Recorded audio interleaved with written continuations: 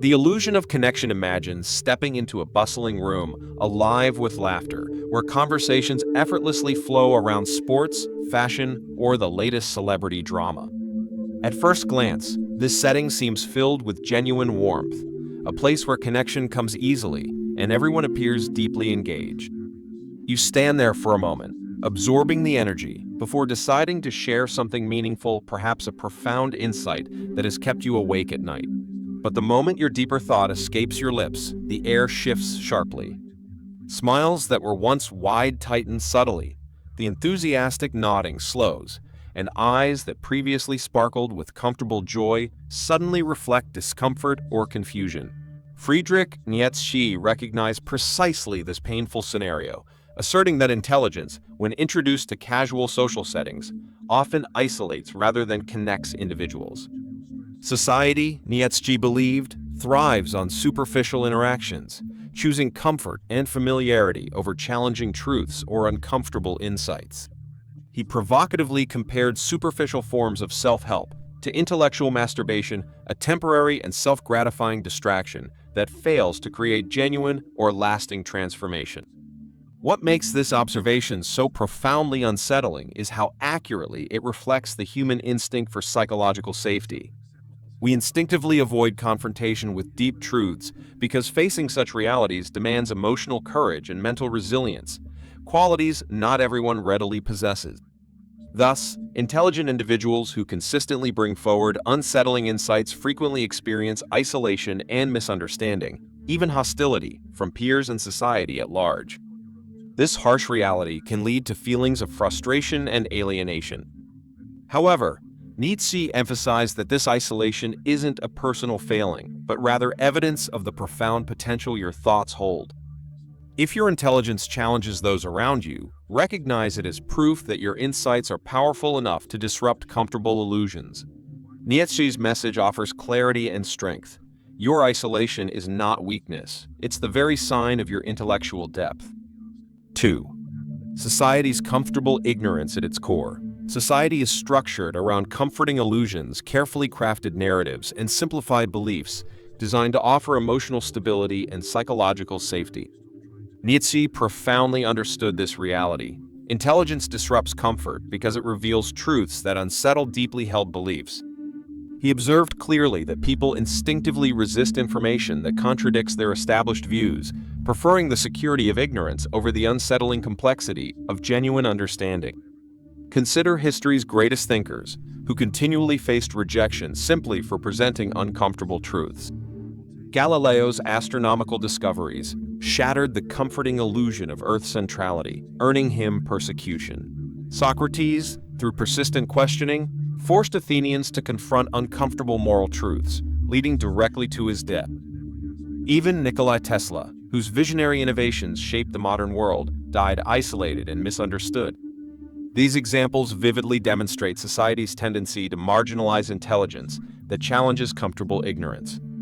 Nietzsche explained this resistance through what modern psychologists call cognitive dissonance, the profound psychological discomfort experienced when confronted with ideas contradicting one's worldview. People naturally recoil from cognitive dissonance, often reacting defensively or even aggressively toward those who provoke it. Intelligent individuals become threats, not because they're wrong, but precisely because their insights possess enough clarity to disrupt comforting illusions. Society, driven by a fundamental psychological need for stability, unconsciously defends itself by marginalizing or discrediting intelligent dissenters. Education systems perpetuate this dynamic, rewarding conformity and obedience over originality and creativity. Independent thinkers, those brave enough to question norms and explore uncomfortable truths, are frequently labeled troublemakers. Nietzsche warned that this systemic aversion toward independent thought isn't merely coincidental but a deeply embedded mechanism designed to protect collective comfort. Intelligent individuals face a critical decision: either submit quietly to society's comforting ignorance or courageously accept isolation as evidence of their intellectual integrity. Nietzsche invites intelligent minds not to resent society's resistance, but rather recognize it as undeniable proof of the transformative power inherent in profound thought. 3. Fear of intelligence. Nietzsche didn't just argue that society is uncomfortable with intelligence, he claimed it fears it. And not without reason. Intelligence, when fully realized, grants autonomy. It frees individuals from blindly following collective myths, empowering them to question authority, dismantle falsehoods, and imagine alternatives. This independence, while liberating for the individual, is profoundly threatening to systems built on conformity. Society, in its structure, relies on predictability and order. Those who deviate, who ask too many questions, who refuse to accept easy answers, are perceived as dangerous anomalies. This fear isn't necessarily conscious. It operates subtly, manifesting through social exclusion, ridicule, or passive dismissal. Nietzsche saw how educational institutions contribute to this suppression. Rather than cultivating curiosity and courage, they condition students to obey, repeat, and conform. A child who memorizes is praised. A child who questions the teacher is corrected or punished. Over time, the message becomes clear: don't think too much, don't challenge the system, stay within the lines.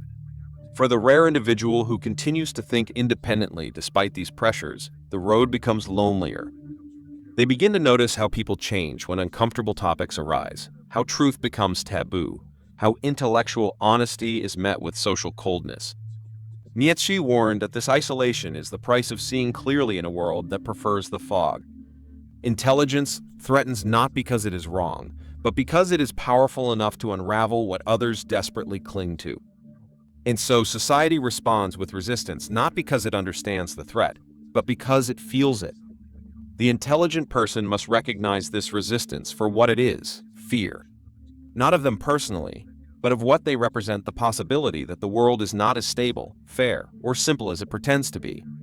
Nietzsche's insight offers a kind of armor. When you feel pushed to the margins, it may simply mean you've started seeing what others are still trying to unsee. 4. The Trap of Self-Help. Nietzsche made an audacious comparison that still unsettles modern readers. He described most self-help as intellectual masturbation, a cycle of temporary emotional release with no lasting transformation. In his view, much of what parades as personal growth today is simply comfort disguised as progress. Instead of facing harsh truths, people seek out affirmations. Instead of changing their lives, they consume endless advice that keeps them busy, but not awake. Nietzsche believed true self-improvement was not soothing, it was shattering. Growth, he argued, begins at the exact moment illusion collapses. Yet, most people resist this collapse with everything they have. They choose positive thinking over honest reflection, dopamine hits over discipline, and catchy quotes over deep introspection. The rise of self-help culture has, in many ways, become a mirror of society's fear of real transformation. It promises clarity but thrives on vagueness. It sells empowerment but avoids confrontation. Nietzsche would ask, if your self-help doesn't terrify you at least once, is it helping at all?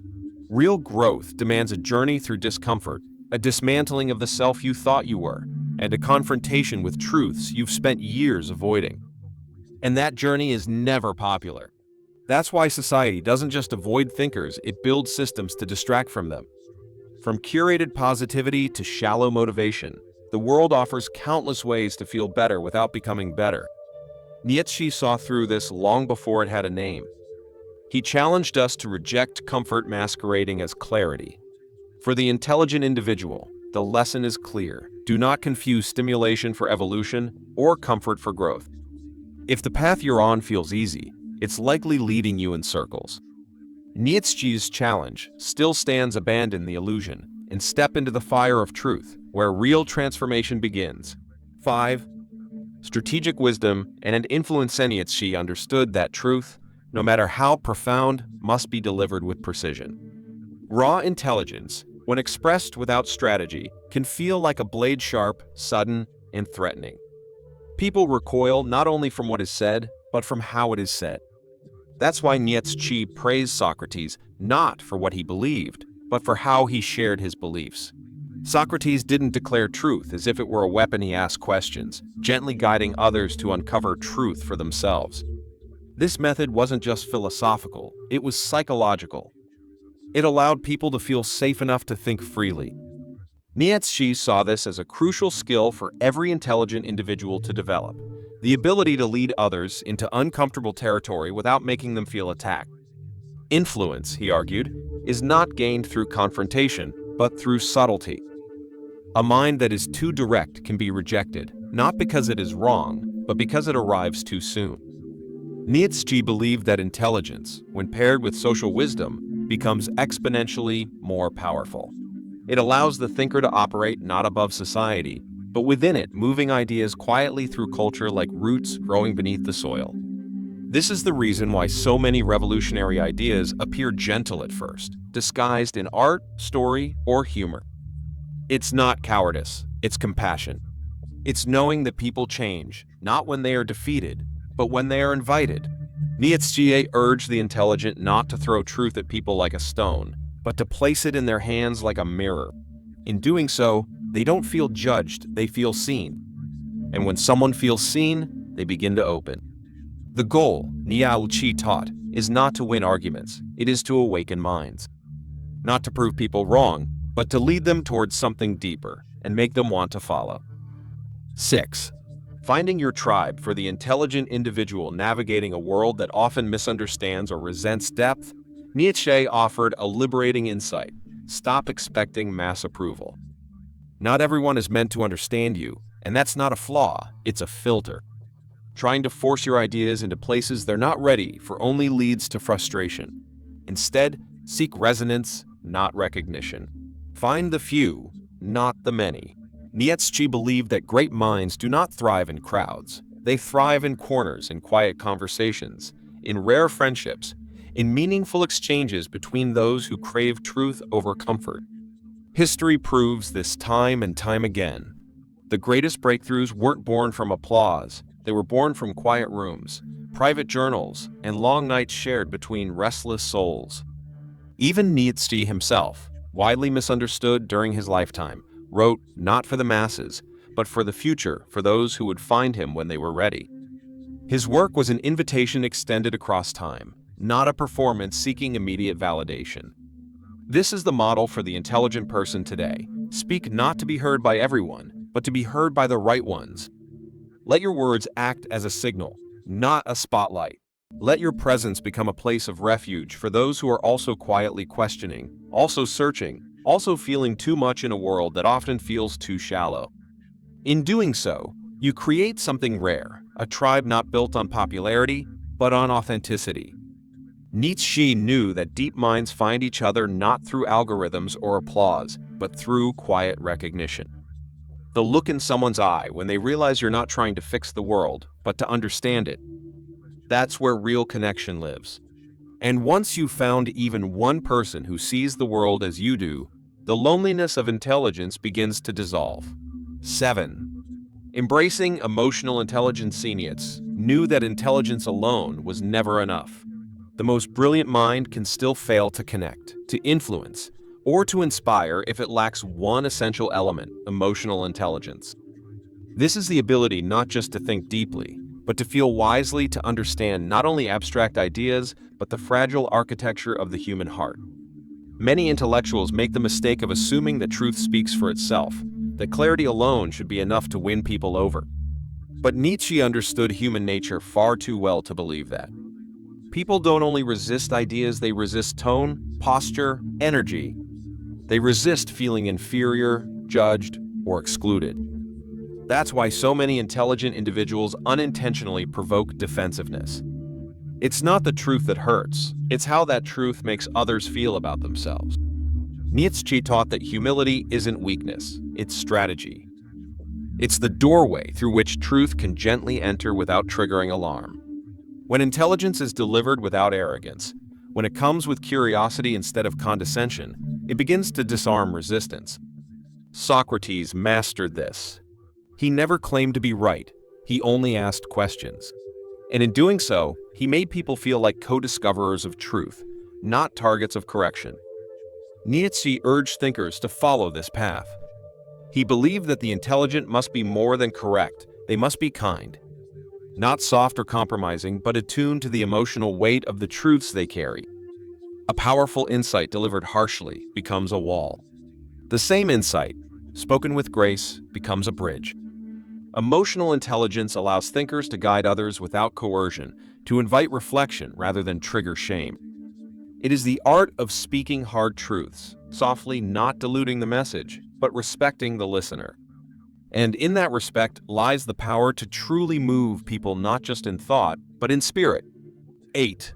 Patience as intellectual power. A world driven by instant results and quick recognition, Nietzsche offered a radically different virtue for the intelligent: patience. He understood that the most profound ideas are rarely accepted when they first emerge. They arrive too early, too raw, too real for a society still clinging to its illusions. Nietzsche himself lived this truth. Misunderstood by his peers, dismissed by the intellectual elite of his time, he continued to write not for applause, but for the few minds in the future who would understand. And they did. His patience became his legacy. This is a lesson every thinking person must absorb deeply. Just because your insight is not embraced immediately does not mean it lacks value. Often, it's the opposite.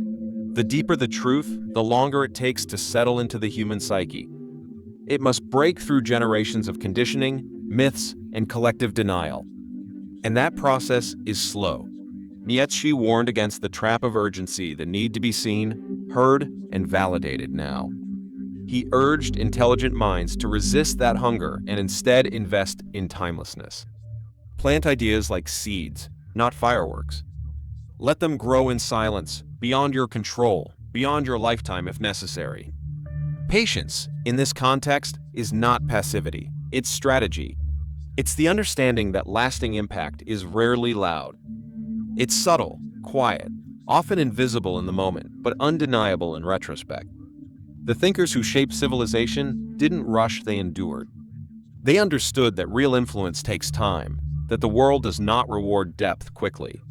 Nietzsche invites you to join them, to detach your self-worth from public reaction, to find fulfillment not in numbers or noise, but in knowing you've spoken something true even if no one hears it yet.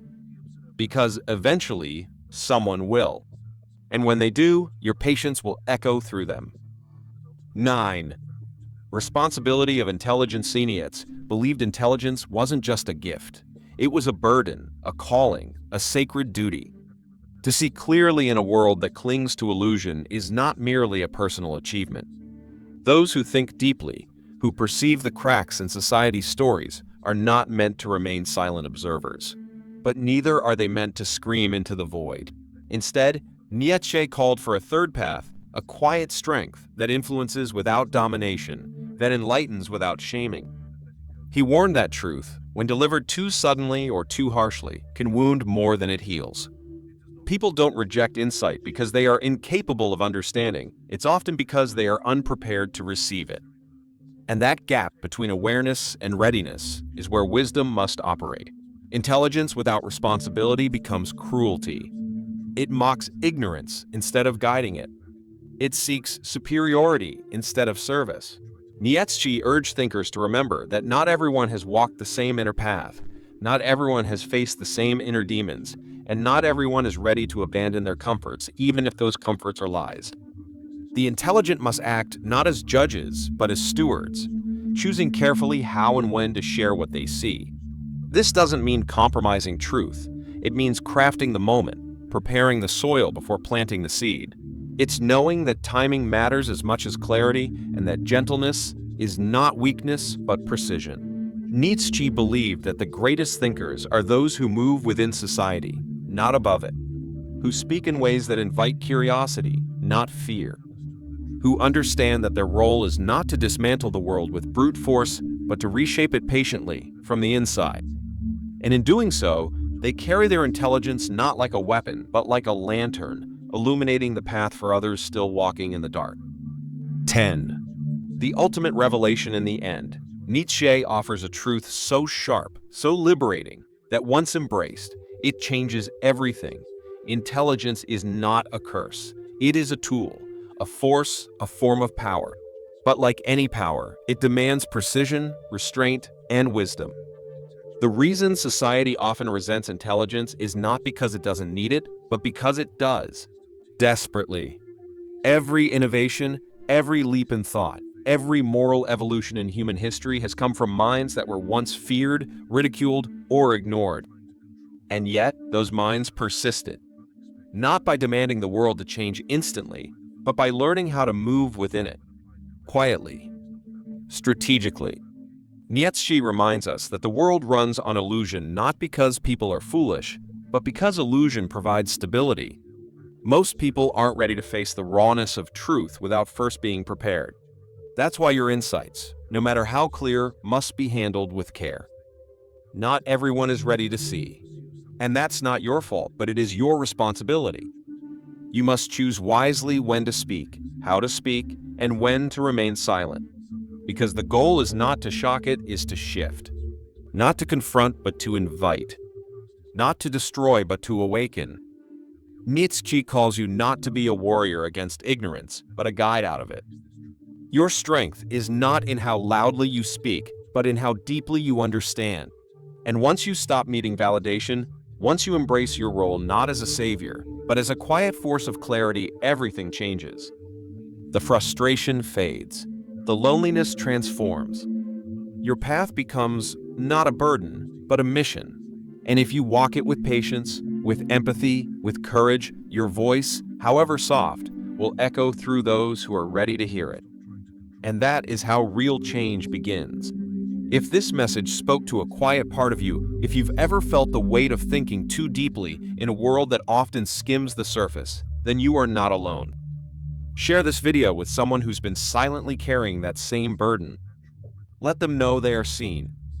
Leave a comment below and tell us, when did you first realize that intelligence could feel like isolation? And how have you learned to turn that into strength? If this resonated with your journey, subscribe and turn on notifications. We create these reflections for minds like yours. Stay thoughtful. Stay courageous. And most importantly, keep your light on, even when the world doesn't yet know how to see it.